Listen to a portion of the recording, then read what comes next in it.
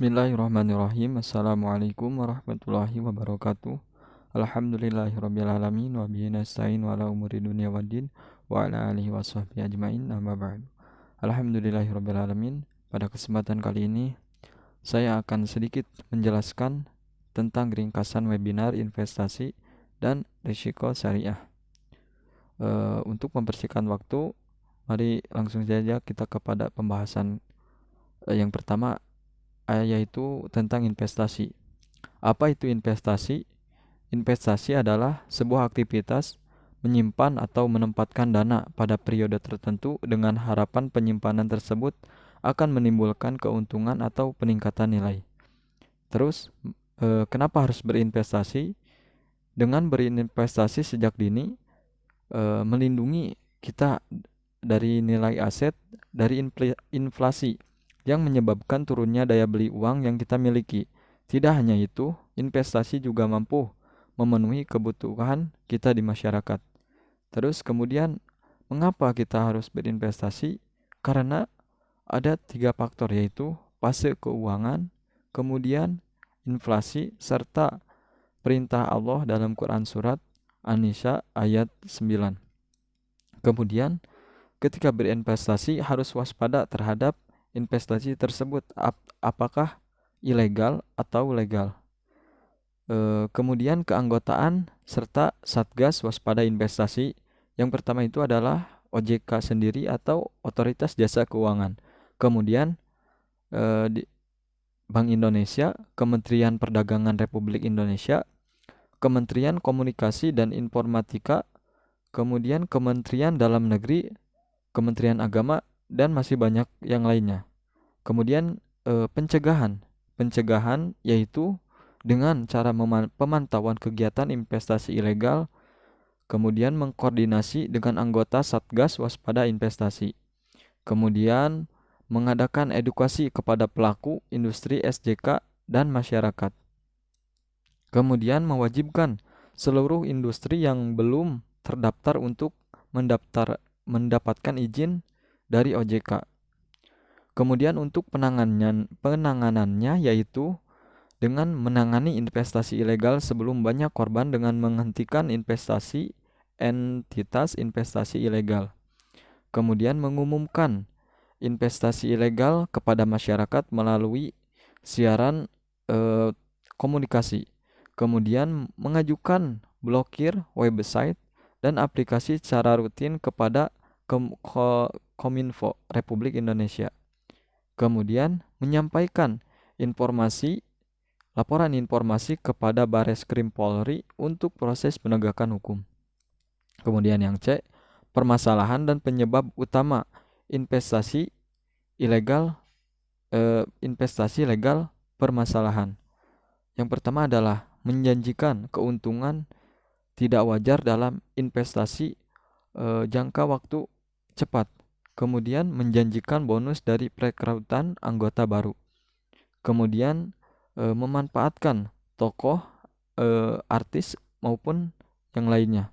Kemudian menjanjikan investasi yang tanpa resiko. Kemudian legalitas tidak jelas, yaitu tidak memiliki izin kelembagaan. Namun memiliki izin kelembagaan tetapi tidak mempunyai izin usaha. Ada lagi memiliki izin kelembagaan dan izin usaha, namun melakukan kegiatan yang tidak sesuai dengan izinnya. Kemudian penyebab utamanya adalah masyarakat mudah tergiur akan bunga tinggi. Kemudian masyarakat belum paham investasi. Kemudian pelaku menggunakan tokoh agama atau tokoh masyarakat atau artis. Kemudian yang D, kompleksitas penanganan dan edukasi masyarakat. Kompleksitas penanganan investasi ilegal. Yang pertama adalah masyarakat mudah tergiur terhadap investasi yang menjanjikan imbalan hasil tinggi. Kemudian peran pelaku yang tidak diketahui keberadaannya, peserta yang malu untuk lapor, dan modus yang beragam menggunakan aplikasi, situs, atau web. Kemudian aset lebih kecil dari kewajiban, sehingga kerugian masyarakat tidak dapat tercover. Kemudian edukasi kepada masyarakat melalui kenali 2L, yaitu legal dan logis. Legal berarti status perizinan, badan hukum, dan produksi itu jelas. Kemudian logis, imbalan atau hasil wajar dalam arti memiliki resiko. Kemudian kerugian yang ditimbulkan oleh investasi ilegal tersebut adalah potensi penerimaan negara tidak ada. Kemudian data real jumlah peminjam di investor tidak diperoleh. Kemudian dugaan pencucian uang. Kemudian dapat merusak kepercayaan masyarakat terhadap fintech lending.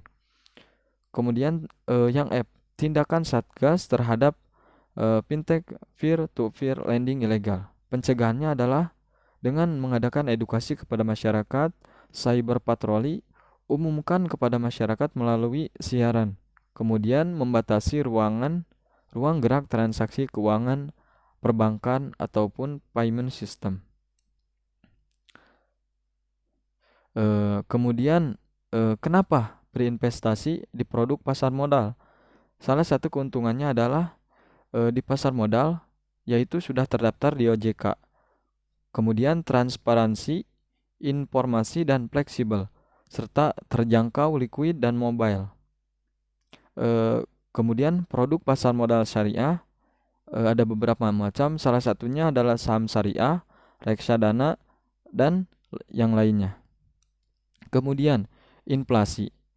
Inflasi adalah suatu proses peningkatan harga secara umum dan terus-menerus atau kontinu, atau dengan kata lain merupakan proses penurunan nilai uang secara terus-menerus. Kemudian investasi konvensional dan syariah. Perbedaan investasi konvensional dan syariah.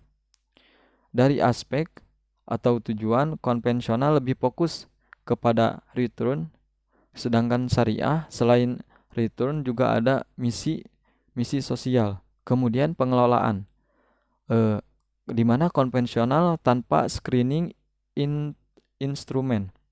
Kemudian syariah ada screening kriteria syariah.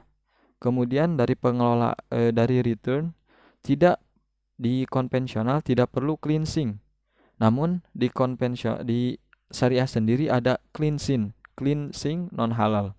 Kemudian pengawasan untuk konvensional hanya diawasi oleh OJK. Sementara di investasi syariah selain OJK ada Dewan Pengawas Syariah atau DPS. Kemudian ada akad. Dalam konvensional tidak spesifik diatur kehalalannya. Sedangkan dalam investasi syariah harus sesuai dengan akad yang diperbolehkan dalam syariah. Kemudian dalam transaksi, dalam konvensional bebas selama sesuai dengan regulasi konvensional tersebut. Sementara dalam syariah selain patuh regulasi juga harus taat syariah. Kemudian penempatan instrumen. Dalam konvensional bebas memilih instrumen, sedangkan dalam syariah hanya instrumen yang sudah dinyatakan syariah. Kemudian kapan mulai investasi? Waktu yang tepat untuk berinvestasi adalah sesegera mungkin, karena waktu adalah sahabat utama investasi. Kemudian profil risiko.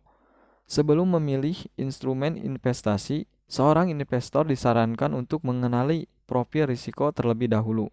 Hal ini dimaksudkan untuk menyesuaikan pilihan instrumen investasi sesuai dengan profil risiko dari calon investor tersebut. Kemudian, 7 alasan harus investasi di saham syariah.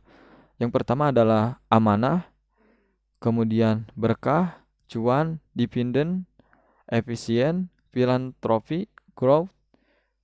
Kemudian risiko investasi di saham syariah adalah yang pertama capital loss, kemudian tidak ada pembagian dividen, kemudian keluar dari daftar efek syariah, kemudian suspensi perdagangan, kemudian delisting saham dan likuiditas. Kemudian strategi investasi saham buat pemula. Yang pertama adalah mulai dari modal yang terjangkau. Habiskan modal awal untuk belajar cara bertransaksi, setor, tarik, dan membeli, kemudian menjual. Pelajari analisis fundamental, teknikal, dan money management. Kemudian upgrade terus skill berinvestasi dan berdagang saham dengan perkembangan terbaru. Mungkin dicukupkan sekian. Mohon maaf bila masih banyak kekurangan dan kesalahan. Wassalamualaikum warahmatullahi wabarakatuh.